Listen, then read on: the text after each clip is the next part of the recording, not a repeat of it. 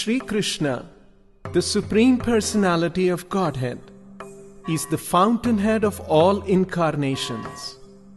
The Lord descends to this material world by His sweet will.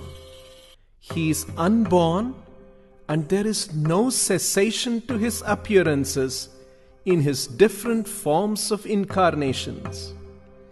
The various activities performed by these incarnations are also eternal. The Lord appears millennium after millennium. Whenever there is predominant rise in irreligion, He delivers the pious and annihilates the miscreants. One such incarnation is Lord Ramachandra. He appeared in Treta Yuga as the son of Maharaj Dasharatha.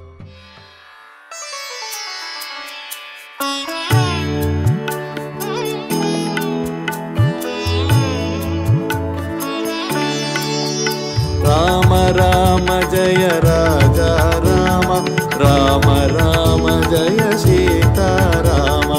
Rama Rama Jaya Raja Rama, Rama Rama Jaya Sita Rama. Rama Rama Jaya Raja Rama, Rama Rama Jaya Sita Rama. Rama Rama Jaya Raja Rama, Rama Rama Jaya Sita Rama.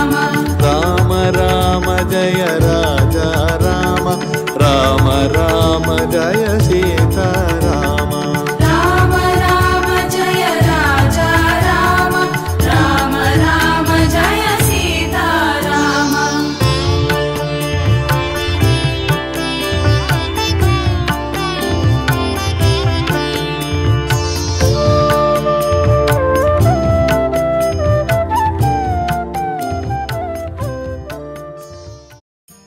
Hare Krishna. Welcome all of you for discussion on Sri Ramayana and learning few lessons from Ramayana. Today will be the last day that we are meeting online and trying to learn some lessons from Ramayana. So tomorrow is the Ramanavami and the whole world is waiting to celebrate Sri Rama's appearance. We have been discussing various personalities from Sri Ramayana, and I hope we also have learned few important lessons from Sri Ramayana. Today I would like to end this discussions by discussing two personalities who are opposite in nature in every aspect in Sri Ramayana. And those two personalities are Ravana and Vibhishana. Ravana and Vibhishana, although brothers from same mother, had totally different nature, attitude, and everything. So let us try to understand these two personalities through pastime. When Ramachandra, along with his wife Sita and his younger brother Lakshmana, was living in Dandakaranya as a part of his 14 years Vanavas.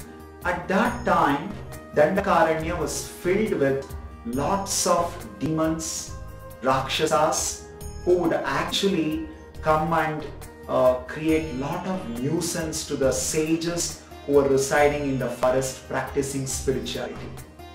Once it so happened that the sister of Ravana, that is Shurpanakha, she happens to visit Dandakaranya because Dandakaranya was ruled by some of her relatives, the demon relatives, and so she happens to be having some good time spending in Dandakaranya forest. And while she is having good time in the Dandakaranya forest, she happens to see somebody, a human being who is extraordinarily beautiful, who is so attractive. Shurpanakha, she almost felt that she has lost her heart. immediately Shurpanakha gets a desire to possess, to acquire, to have this man who stole Shurpanakha's heart in a moment.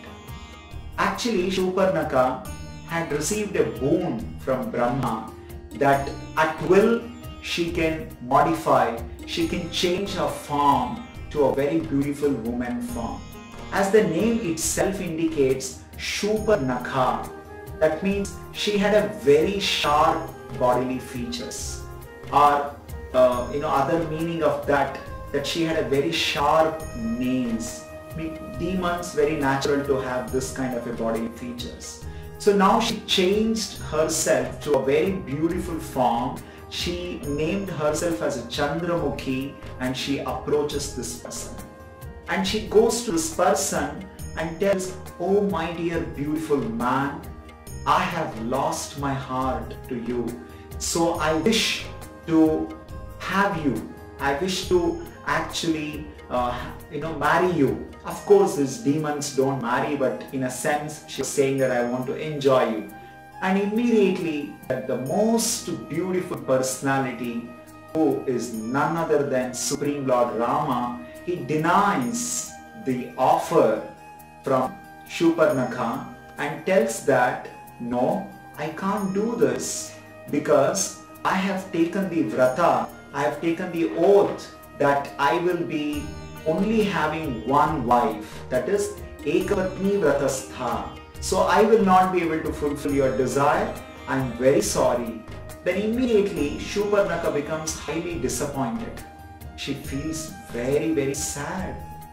And Rama, seeing the disappointment on Shurpanakha's face, he tells Shurpanakha that if you wish, you can approach my younger brother Lakshmana and you can request him. And Shurpanakha, she sees there is one more man who's also equally beautiful and attractive. So you can just see how Shurpanakha, who thought that I'm attracted to Ram, and now the moment she saw Lakshmana, immediately her attraction changed from Rama to Lakshmana. That means it is not a divine, loving attraction that a civilized person will have with lot of chastity, but it is just the lust. And this lust doesn't matter whether this person or that person. Lust is not actually focused on the other person. Lust is simply focused on selfish agenda. The lust is coming from the self and just centered on the self. As long as Shurpanakha was worried about her selfish enjoyment, she did not worry whether it is Ram or Lakshman. And she immediately now changed her mind from Rama to Lakshmana. And now she approaches Lakshmana and she says that, "Lakshmana, please, you should marry me and you should give me enjoyment. I want to have you." Then immediately Lakshmana tells, "No, I am sorry, I will not be able to do so because I am the servant of my master Ram. And I have left my wife Urmila for sake of serving the Lord Ram. And if you marry me, then you will also become the servant. And now, not only you have to serve me because I'll be your husband, you should also serve Ram. And that means you have to serve two people. So it is not possible." Then immediately Shurpanakha becomes extremely angry that she sees these two people, they're not at all, satisfying my lust.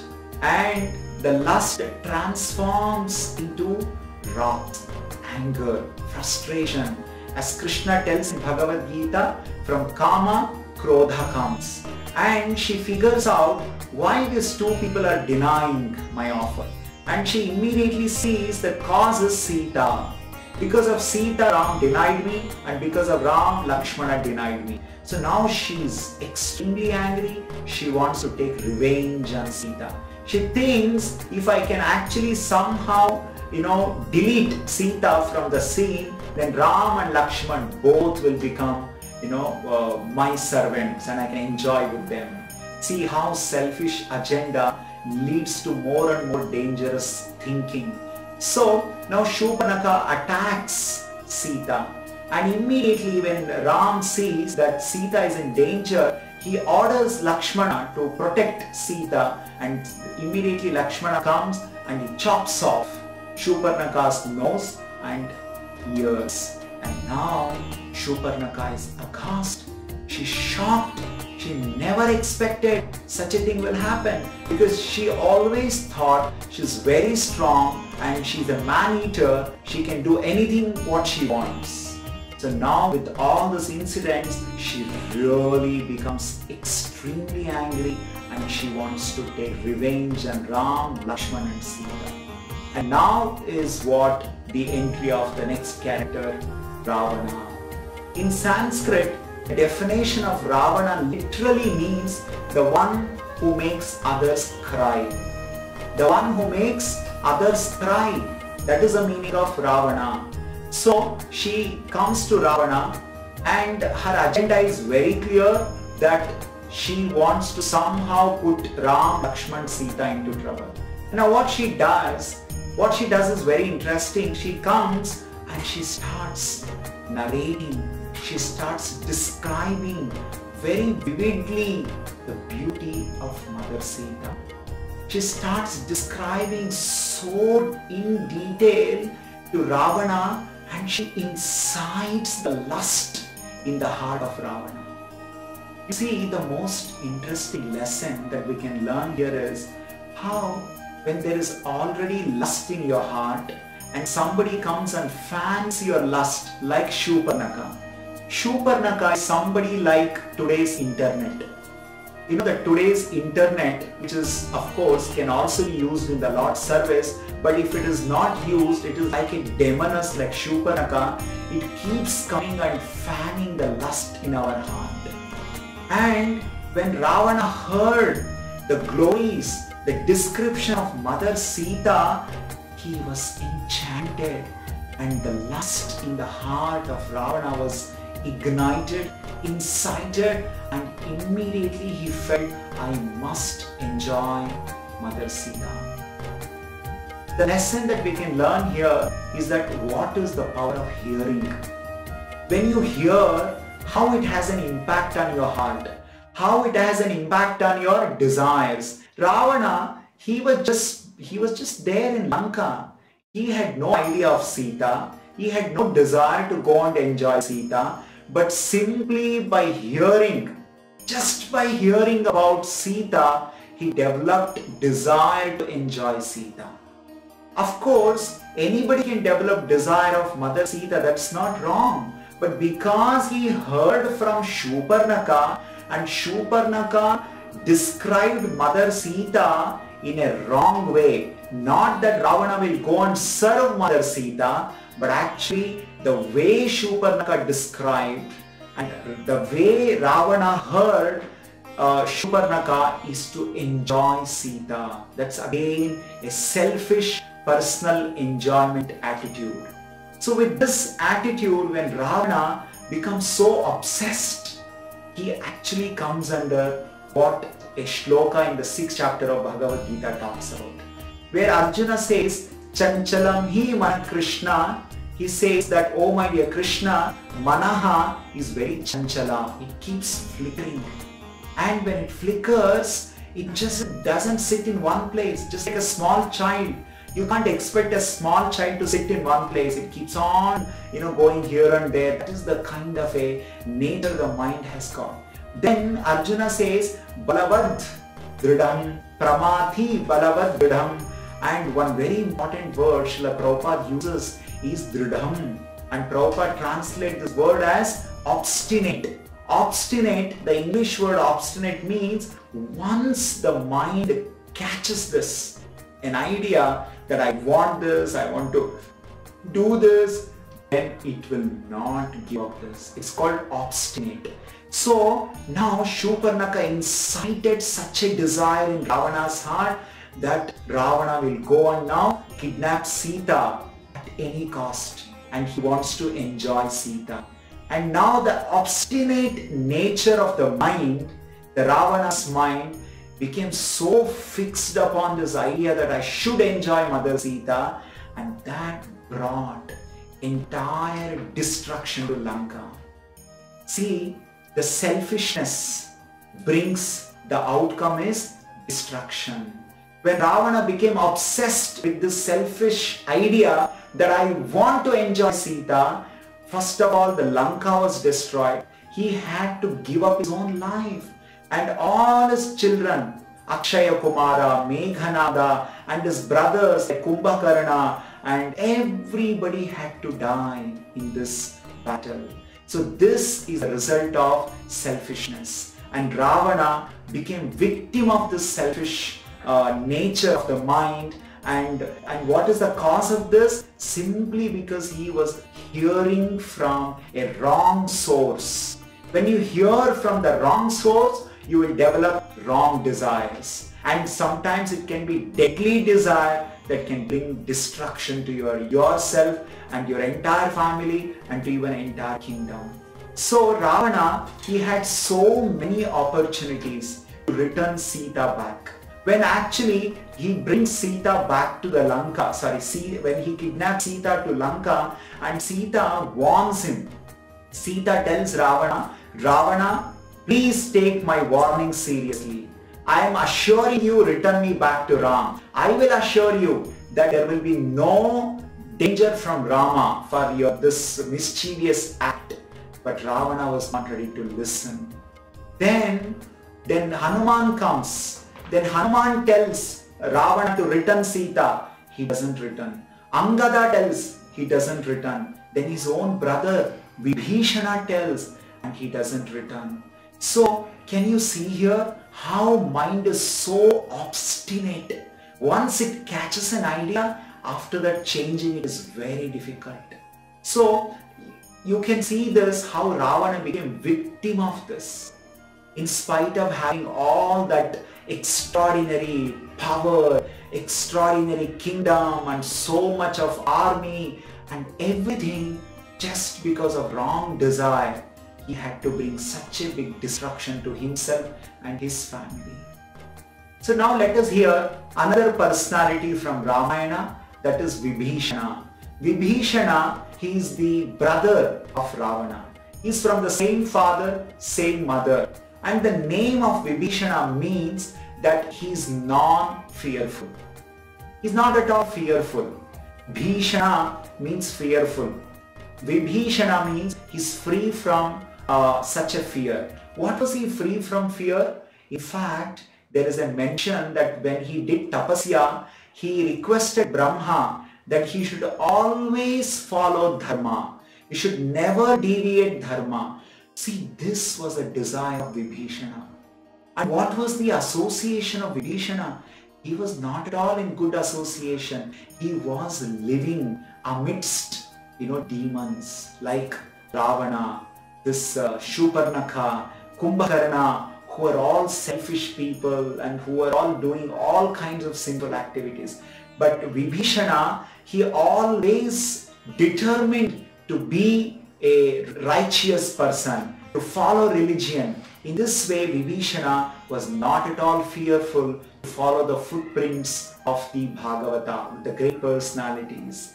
And when Ravana kidnaps Mother Sita and brings her to Lanka, the first person to object to this idea was Vibhishana himself.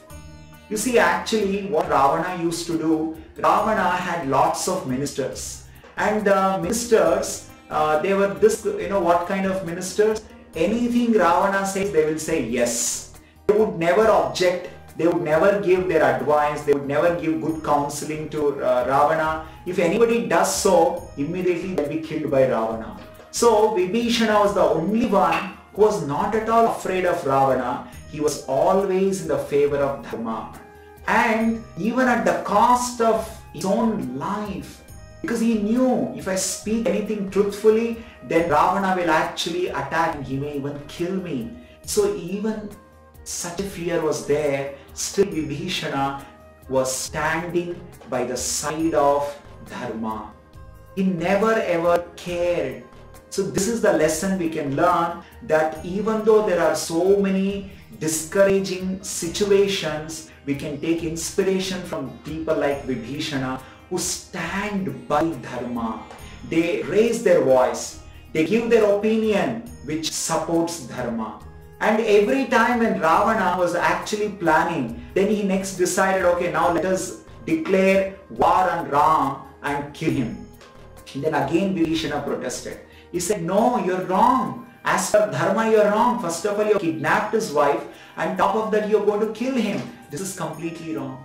So once Ravana, he happened to visit Mother Sita, and he told Mother Sita that, you see, if you don't agree to my proposal, and I will give you all my wealth, you can be my queen, you can enjoy.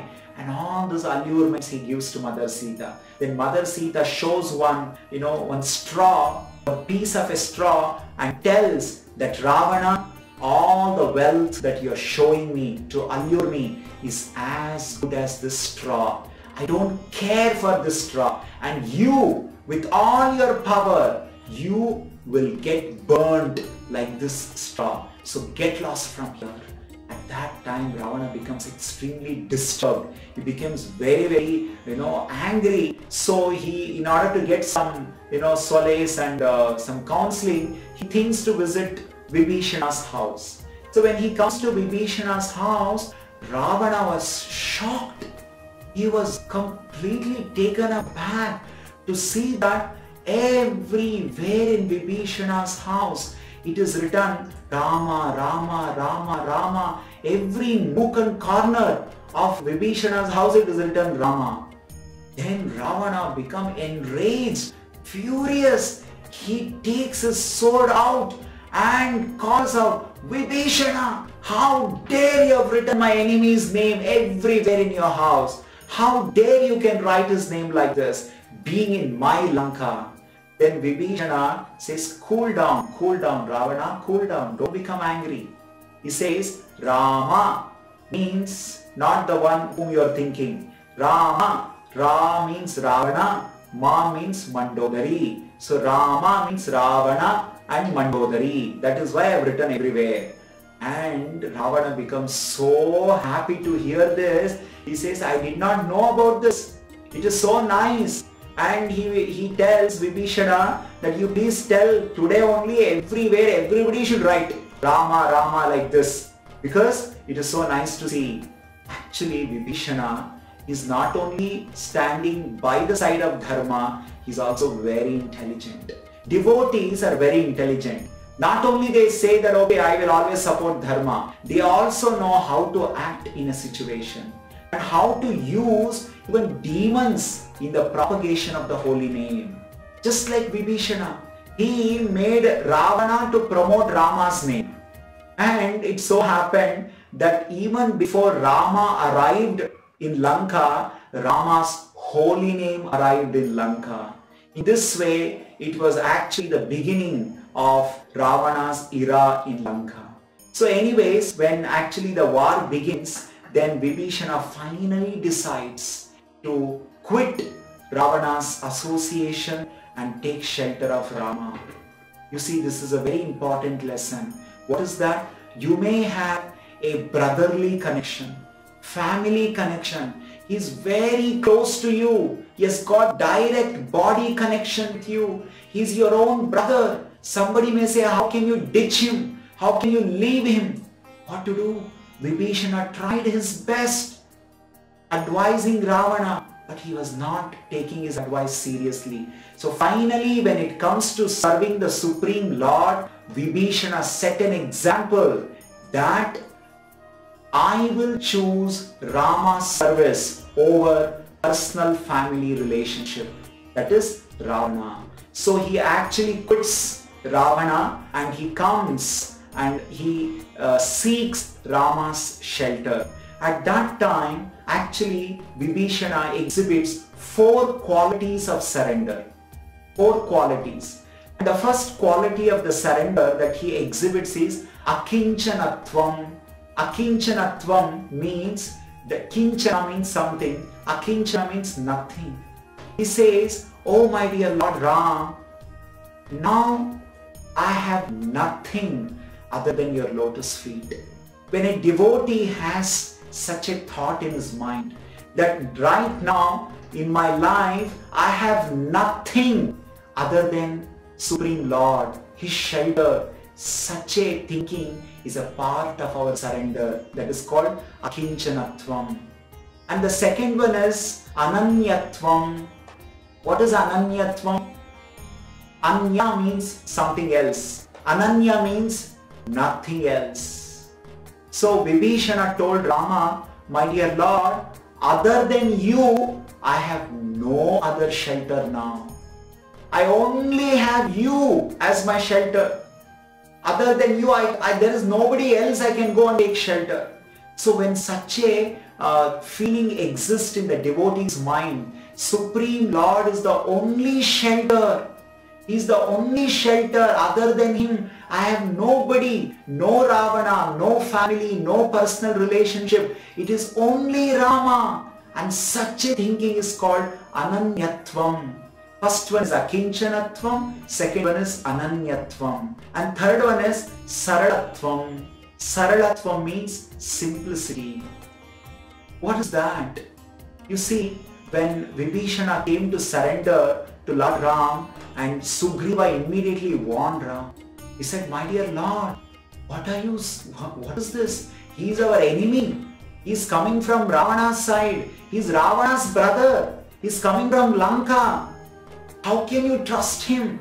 How can you believe him? It can be a big danger. Maybe he is coming to join our side so that he will come to know all our strategy and he will inform Ravana. How can you trust him? This is a very important time, when the war has been declared. You can't take your enemy's own brother into your side. But Lord Rama exhibited this Saralatvam. He said that doesn't matter. When somebody comes and they say that, my dear Lord, I belong to you. Krishna, tumar hana, yadi bole ek bar. Even if you tell once, Krishna, I belong to you, then Krishna, just the Lord Rama, does not see what is your background. Are you coming from demon family background? Do you happen to have a relationship with my enemy? Nothing matters to the Lord. He just accepts your surrender. So that is Saralatvam. The last one is Shakti. The Lord possesses such a Shakti that He can just accept anybody and deliver them. So Vibhishana, the important lesson that he demonstrated the whole world by accepting Lord Ram is that when it comes to choosing between Supreme Lord's devotional service and personal family members, he chose Supreme Lord and devotional service to Lord Ram. And he happens to come. For this, the world may accuse him. The world may scold him that how can he betray his own brother Ravana? But doesn't matter. The devotees are not interested in this kind of a name, this kind of a glorification of being with family, supporting family, all those things. They just want to be on the side of Dharma, on the side of the Supreme Lord, and want to do devotional service. So these are the two personalities that we prominently see, with one more personality called Shurpanakha, that how Ravana was a self-centered person, and because of his selfishness and demoniac nature, he brought destruction to the whole Lanka and to his own family. So what we need to learn from this is that be careful about your mind, because your mind has this nature called obstinate. Once it catches an idea, it will not give up. And if it is a wrong idea, it will only take you till your destruction.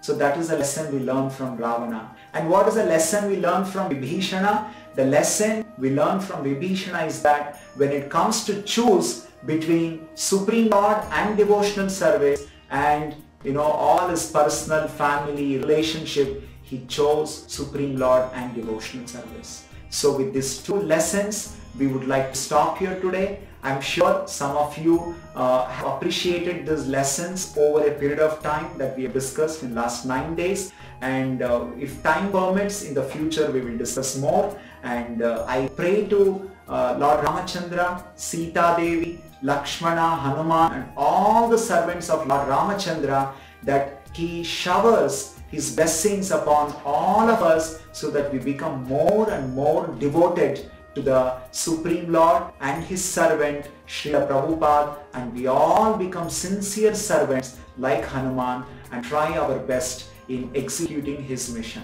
Thank you so much. Hare Krishna. Request all of you to please come tomorrow and be a part of Sri Ramanavami celebrations at ISKCON Bangalore Temple. Hare Krishna. Thank you. Shri Krishna, the Supreme Personality of Godhead, is the fountainhead of all incarnations. The Lord descends to this material world by His sweet will. He is unborn, and there is no cessation to His appearances in His different forms of incarnations. The various activities performed by these incarnations are also eternal. The Lord appears millennium after millennium, whenever there is predominant rise in irreligion. He delivers the pious and annihilates the miscreants. One such incarnation is Lord Ramachandra. He appeared in Treta Yuga as the son of Maharaj Dasharatha.